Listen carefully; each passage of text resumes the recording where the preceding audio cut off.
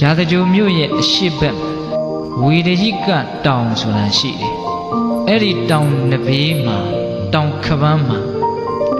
အိန္ဒသာလလို့အမည်ရတဲ့လှိုင်ကူကြီးရှိတယ်အဲ့ဒီလှိုင်ကူကြီးဘေးမှာနှစ်ဘဲပင်ကြီးတွေလည်းပေါက်နေတယ်လို့ဆိုတယ်အဲ့ဒီနှစ်ဘဲပင်ပေါက်တဲ့ဝေဒရိကတောင်ရဲ့လှိုင်ကူကြီးထဲမှာတဘာဝအလျောက်ဖြစ်နေတဲ့မိုးလုံလေးလိုလှိုင်ကူကြီးထဲမှာမြတ်စွာဘုရားတည်င်းသုံးနေတာတရားမင်းကမြတ်စွာဘုရားကိုအဲ့ဒီချိန်မှာအင်မတန်ဖူးမြော်ခြင်းတယ်ဘာလို့ဖူးမြော်ခြင်းတာလဲဆိုတော့သူ့မှာအင်မတန်ကြီးကျယ်တဲ့ဆင်းရဲတွေစိုးရိမ်ခြင်းတွေပူလောင်ခြင်းတွေဖြစ်နေတာဘာလို့ဖြစ်တာလဲဆိုတော့သေရမဲ့နမိတ်၅မျိုးတရားမင်းကြီးမှထင်နေတယ်တဲ့တာဝရိန္ဒနတ်တွေသေတော့မယ်ဆိုလို့ရှိရင်သူတို့ပန်ထားတဲ့နတ်ပန်းတွေညှိုးလာတယ်သူတို့ဝတ်ထားတဲ့နတ်ဝတ်နတ်စားတွေနွမ်းလာတယ်သူတို့ရဲ့လက်ကတိကြားကချွေးထွက်လာတယ်နတ်ပြည်မှာမပျော်ဘူးပြီးတော့သူတို့ရဲ့ရုပ်ဆင်းအင်္ဂါတွေလည်းပဲဖောက်ပြန်လာတယ်အဲ့ဒါလို့သေမနမိတ်၅မျိုးထင်းလာတော့တရားမင်းကသိတယ်သူငါတော့ဒီအင်မတန်ကြီးကျယ်တဲ့စီးစိမ်ကြီးကိုစွန့်ရတော့မှာပဲဒါကြောင့်အင်မတန်ပူလောင်တယ်အဲ့ဒီမှာသူအကြီးကျယ်ပူလောင်တယ်အကြီးကျယ်စိတ်ဆင်းရဲတယ်အဲ့တော့သူစဉ်းစားတယ်ဒီလောက်ကြီးကျယ်တဲ့စိတ်ဆင်းရဲခြင်းကိုယ်ဆင်းရဲခြင်း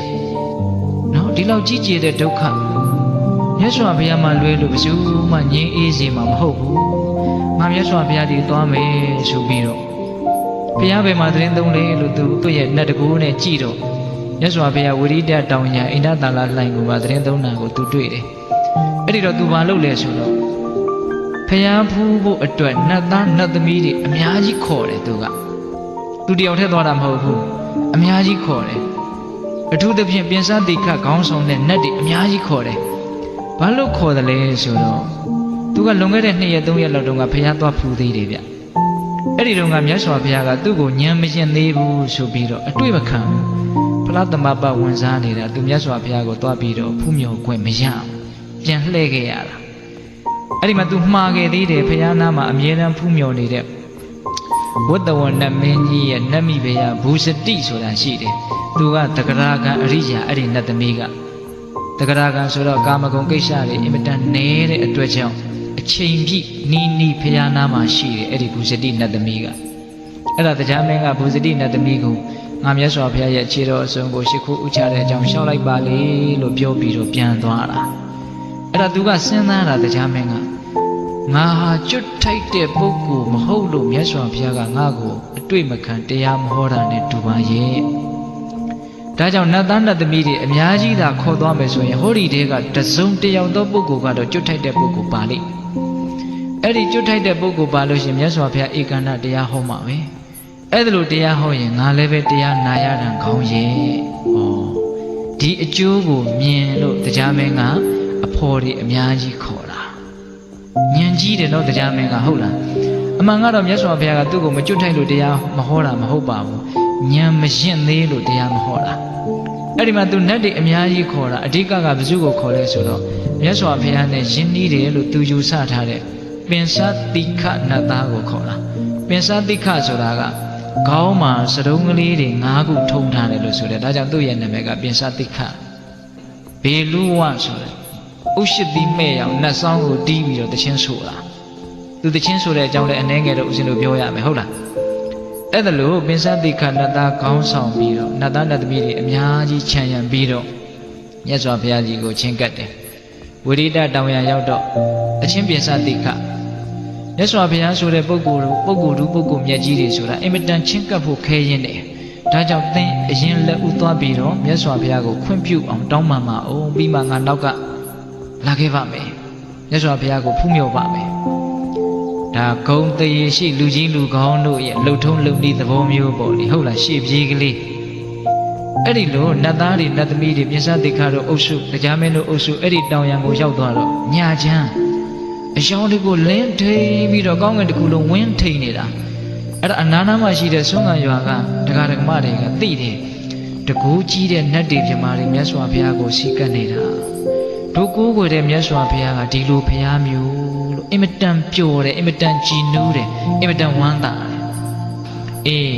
အဲ့ဒီလိုတရားမင်းကပင်စတိခကိုအရင်လွှတ်တော့ပ ပိစတိခါကဘေလူဝနတ်ဆောင်ကိုပိုက်ပြီးတော့ဘုရားရှင်ထံတော်ဘာမှာနတ်ဆောင်ကိုတီးပြီးတော့တခြင်းဆိုတယ်တဲ့ဘယ်လိုတခြင်းမျိုးလဲဆိုတော့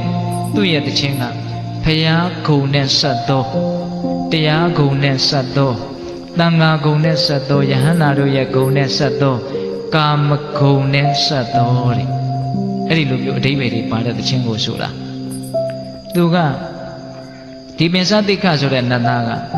တိမ်ဘရုနတ်မင်းကြီးရဲ့သမီးသူရိယဝိသတာဆိုတဲ့နတ်သမီးကိုတစ်ဖက်သက်သူကမျက်နှိုးနေတာဒါပေမဲ့အဲ့ဒီနတ်သမီးကသူ့ကိုမကြိုက်ဘူးဒါကြောင့်သူကတခြင်းစဆိုတဲ့ကဘလို့ဆိုလဲနည်းနည်းလေးတော့ဥစဉ်ရွတ်ပြမယ်နော်ဘဟုတုတ္တမဟုတ်လားငါသည်တဲ့တိမ်ဘရုနတ်မင်းကြီးကိုရှ िख ိုးပါ၏ဘာဖြစ်လို့လဲဆိုတော့ဒီလောက်ချောဒီလောက်လှတဲ့နတ်သမီးဟာဒီနတ်မင်းကြီးကြောင့်ငါမြင်ခွင့်ရတာဒါကြောင့်တိမ်ဘရုနတ်မင်းကြီးကိုငါရှ िख ိုးပါ၏ချွေးထွက်လောက်အောင်အိုက်နေတဲ့ပုဂ္ဂိုလ်ဟာလေနူအေးလေးကိုတန်းတသလိုမျိုးအတော်ပြောတတ်တယ်ဗျာသိလားနော်ယဟန္တာအရှင်မြတ်ဟာနိဗ္ဗာန်ကိုတန်းတသလိုမျိုးဒါလည်းပါတာပဲသူကအင်မတန်ဆာလောင်းနေတဲ့လူဟာအစာဟာရကိုမှုတ်သိပ်သလိုမျိုးရင်ငတ်နေတဲ့လူဟာရေကိုတန်းတသလိုမျိုးငါဟာသူရိယဝိသတာကိုတန်းတတယ်အဲ့ဒါတွေပါတာသူကအများကြီးပဲသူပြောထားတာတွေဂါထာတွေမှအများကြီးပဲငမြားကြီးကိုမြုံမိတဲ့ငါဟာမထွေးနိုင်မမြုံနိုင်ဖြစ်နေတယ်လို့မျိုးငါဒုက္ခတွေရောက်နေပြီဒါတွေလည်းပါတယ်မှုံရစ်နေတဲ့ဆင်းပြောင်းဟာဘာကိုမှမသိနိုင်မမြင်နိုင်မဲနဲ့သူထင်ရလို့တယ်လို့မျိုးငါဟာဒုက္ခတွေရောက်နေပြီ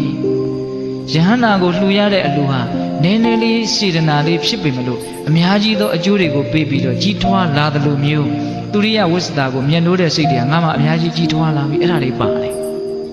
အဲ့ဒီမှာသူ့ရဲ့တခြင်းတွေဦးဇင်းတို့ကုန်းအောင်ပြောရင်ဆုံးမှာမဟုတ်သိလား